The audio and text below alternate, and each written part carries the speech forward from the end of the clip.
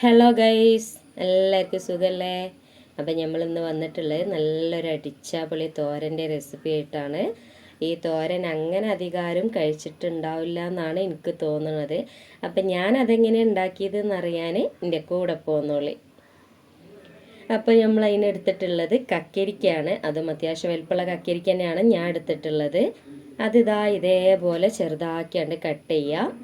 എന്നിട്ട് അതിലേക്ക് ഒരു വലിയ ഉള്ളി അരിഞ്ഞതും കൊണ്ട് ഇട്ടുകൊടുക്കുക. പിന്നെ നമുക്ക് വേണ്ടത് പച്ചമുളകാണ്. പച്ചമുളക് അത്യാവശ്യം എരിവ് വേണ്ട ആൾക്കാർക്ക് തോന ഇട്ട് കൊടുക്കാം. ഞാൻ എന്തായാലും തോന ഇട്ടിട്ടുണ്ട്.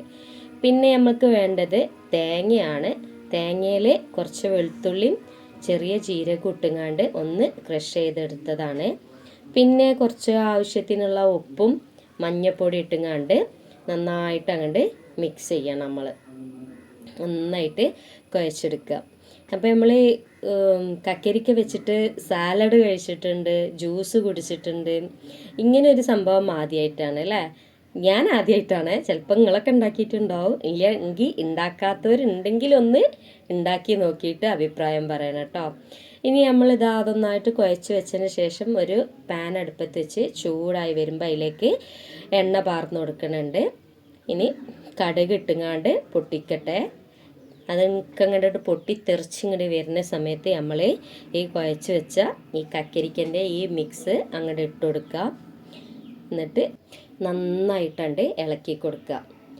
അധിക സമയമൊന്നും വേണ്ട, പെട്ടെന്ന് തന്നെ വെന്ത് കിട്ടും. ഇത് കുറച്ച് നേരം ഒന്ന് ഇളക്കിയിട്ട് കുറച്ച് സമയം മൂടി വെച്ചിട്ട് വേവിക്കാം. അപ്പോൾ നമ്മളെ ഈ വീഡിയോസ് കണ്ടുകൊണ്ടിരിക്കുന്ന ആൾക്കാർ ഇഷ്ടമാവുകയാണെങ്കിൽ ഒന്ന് മറ്റുള്ളവരിലേക്ക് ഷെയർ ചെയ്യാം. പിന്നെ വീഡിയോസിനെ കുറിച്ച് അഭിപ്രായം പറയുക, ലൈക്ക് ചെയ്യുക, ചാനൽ ഒന്നുണ്ട് സബ്സ്ക്രൈബും കൂടി ചെയ്തേക്കണേ. അപ്പോൾ നമ്മുടെ തോരൻ ഇവിടെ അടിപൊളിയായി വെന്ത് കിട്ടിയിട്ടുണ്ട്. നല്ല ടേസ്റ്റാണ് ഇത് കഴിച്ചിട്ട്. മക്കൾ പറഞ്ഞത് പിന്നെ നമ്മളെ ഈ ഷവർമ്മ ഒക്കെ തിന്നണ ആ ഒരു ടേസ്റ്റ് ഉണ്ടെന്നാണ് പറഞ്ഞത് കേട്ടോ.